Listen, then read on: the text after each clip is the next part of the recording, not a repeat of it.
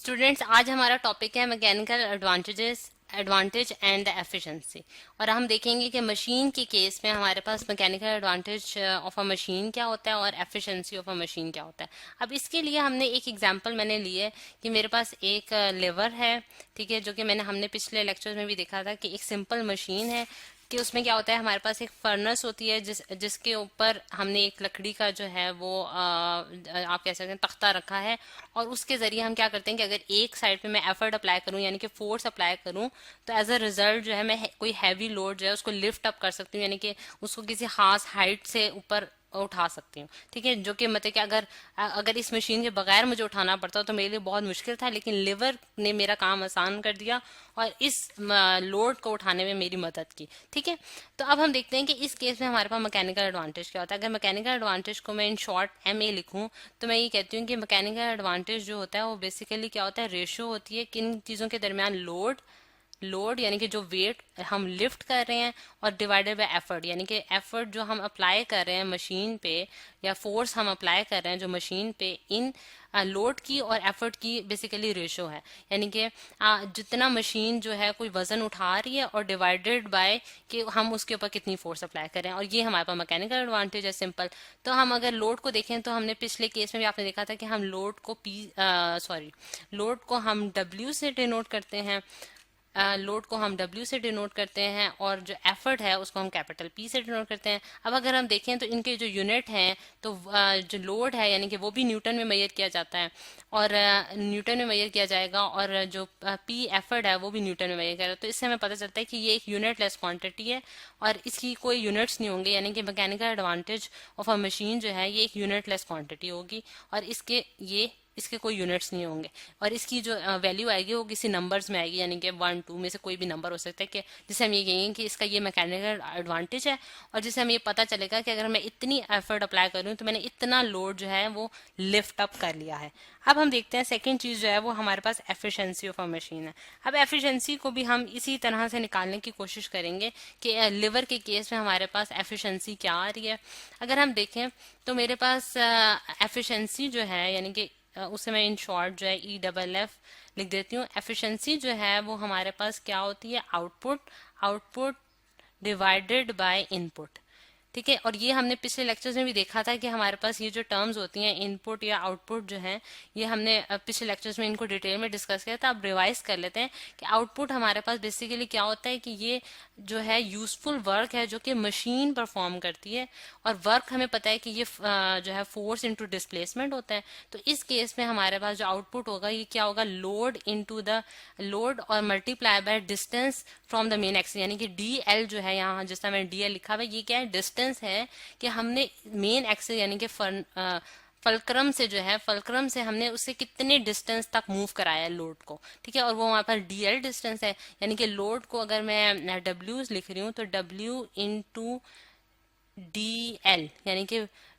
Load into displacement, कि load कितना displace हुआ है मेन एक्सिस से। सही। और इनपुट हमारे पास क्या है, कि इनपुट जो है वो हमारे पास इनपुट वर्क है, यानी कि कितना वर्क हमने परफॉर्म किया मशीन पे। तो वो हमारे पास बेसिकली क्या होता है, एफर्ट मल्टीप्लाई बाय कि कितने डिस्टेंस से हमने वो एफर्ट लगाई है। और जो यहाँ DE है वो बेसिकली शो कर रहा है कि जो एक्सिस है, यानी कि जिस एक्सिस पे या फिर जिस पॉइंट पे बॉडी जो है वो मूव कर रही है, वो DE डिस्टेंस है, यानी कि यहाँ से लेके यहाँ तक का जो एफर्ट अप्लाई करने का पॉइंट है, यहाँ इस पॉइंट पे हमने एफर्ट अप्लाई किया, वहां से वहां तक का जो डिस्टेंस है वो DE है। तो हमने यहाँ लिख दिया कि ये DE हो गया, यानी कि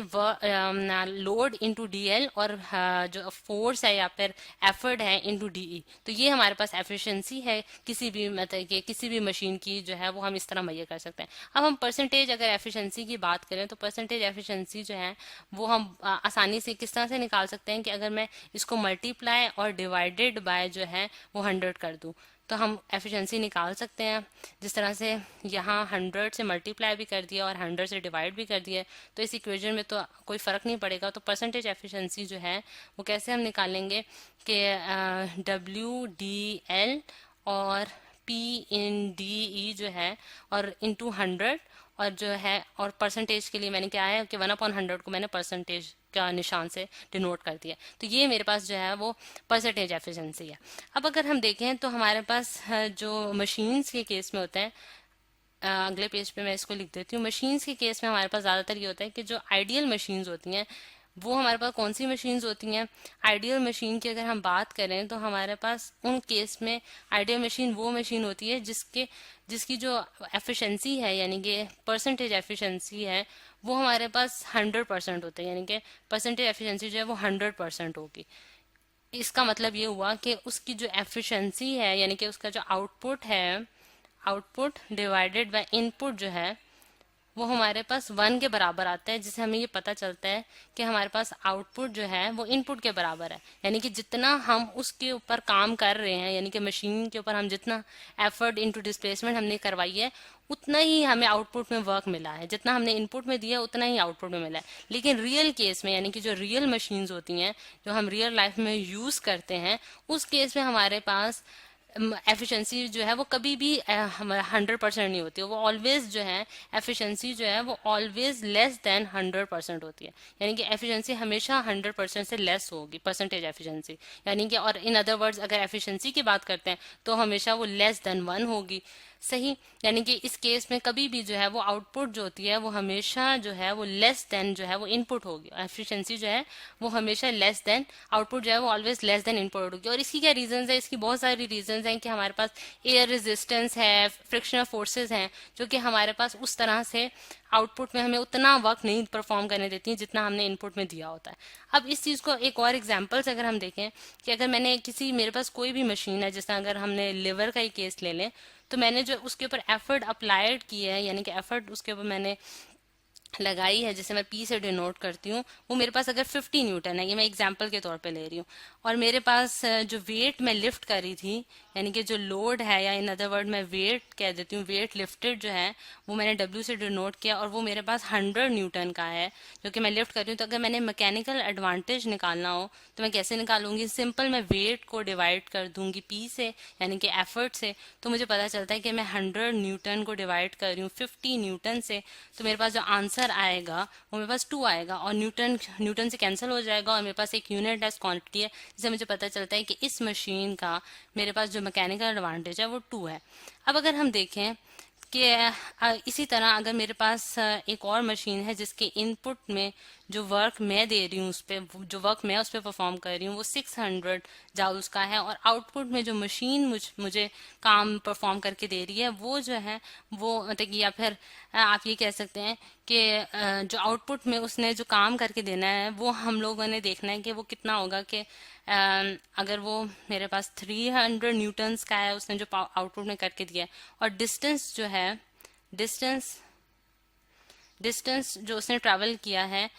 बल्कि अगर डिस्टेंस की बात नहीं करते, जहाँ हम सिर्फ ये लिख देते हैं कि आउटपुट में जो उसने काम परफॉर्म करके दिया है वो हमारे पास 300 न्यूटन है, और हमारे पास जो एफिशिएंसी ऑफ द मशीन है जो कि हमने निकालना चाह रहे हैं कि कितनी उसकी एफिशिएंसी कितनी होगी, एफिशिएंसी ऑफ द मशीन कितनी होगी, तो हम देखते हैं कि आउटपुट वो हमारे पास क्या होती है? रेशियो होती है आउटपुट डिवाइडेड बाय इनपुट की। सही, आउटपुट डिवाइड बाय इनपुट, जो कि हम देखते हैं कि 300 न्यूटन्स, सॉरी यहाँ मुझे जाउज लिखना चाहिए था, गलती से मैंने यहाँ न्यूटन लिख दिया है, इसको मैं करेक्ट कर देती हूँ, क्योंकि ये भी बेसिकली हमारे पास हमारे पास क्या है,